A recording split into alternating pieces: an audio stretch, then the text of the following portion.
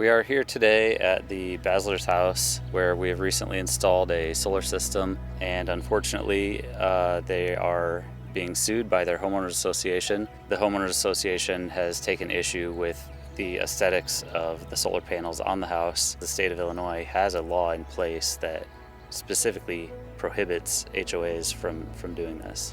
Over the course of time, as this has gone on, we've kind of gotten to know the Basslers a little bit better, and this really hits home for me. They have kids that are similar ages to my kids, and these are, what I would call public servants, people that care about their community.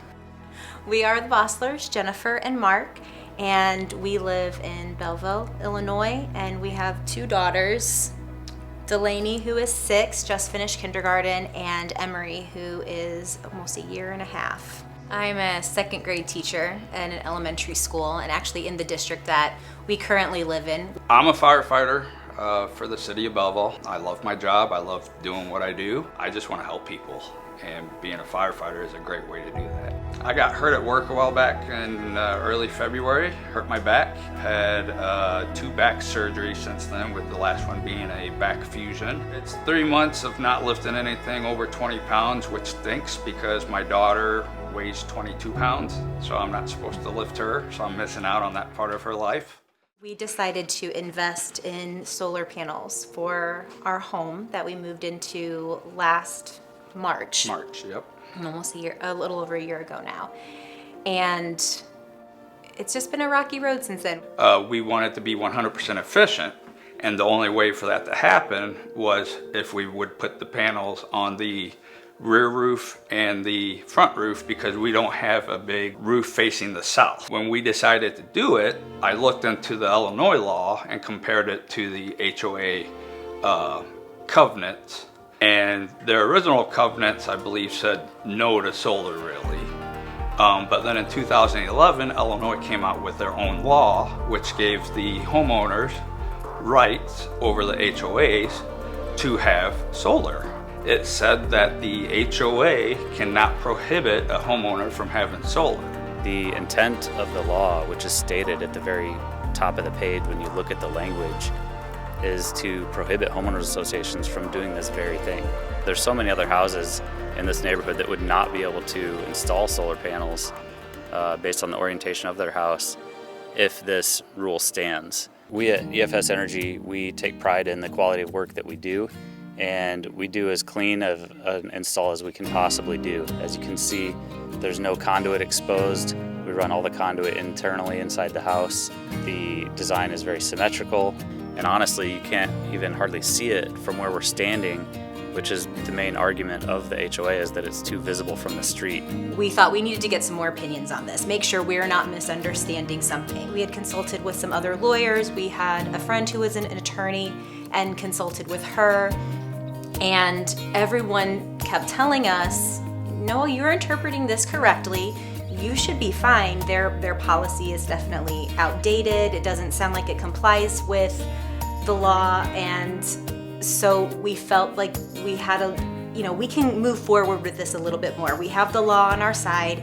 They're a little behind in what their policy says. You can have your policies, but you can't interfere with the effectiveness of our system. My name is John Albers. I'm an attorney with Shea Law Limited in Peoria, Illinois. Everything I do is somehow related to public utilities or energy.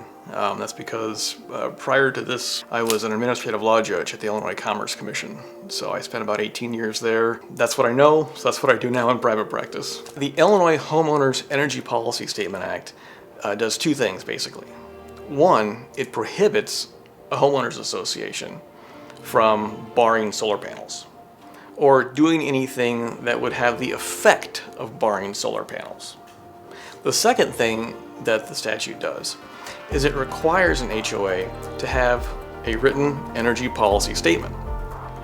The energy policy statement has to identify the locational, design, and architectural requirements that any solar energy system must abide by. And the whole point of that is to give homeowners like the Basslers an idea of what they can and can't do before they go down the road of considering solar energy. The covenants simply say no panels without director approval. Well, that is not a written energy policy statement. and it does not establish the location, design, and architectural requirements for a solar energy system. Another reason the policy is not legitimate is that it also has the effect of prohibiting solar panels on any home that has a north-facing rear roof, because you simply don't put solar panels on a north-facing roof because they don't have any purpose. They wouldn't function well. We had the reports from EFS Energy showing what our output would be with just the panels in the rear and with them in the front. And, we said it was from 100% to 65%? 100% to 65%. And I'm like, that's a big number. That is definitely interfering with the efficiency of our system. In this same neighborhood, just down the street from the Basslers, is another home with a solar energy system that is, on its face, inconsistent with the HOA solar energy policy. They're not even applying their April 2011 policy uniformly. Yet for some reason, the HOA has decided to sue the Basslers, but let this other project that's not compliant with their rules go forward.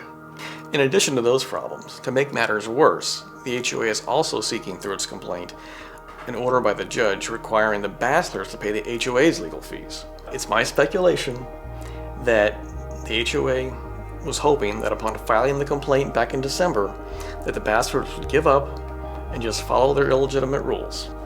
But my real concern here is that no matter what this law says or is changed to, that the Basslers would be stuck paying the HOA's legal fees.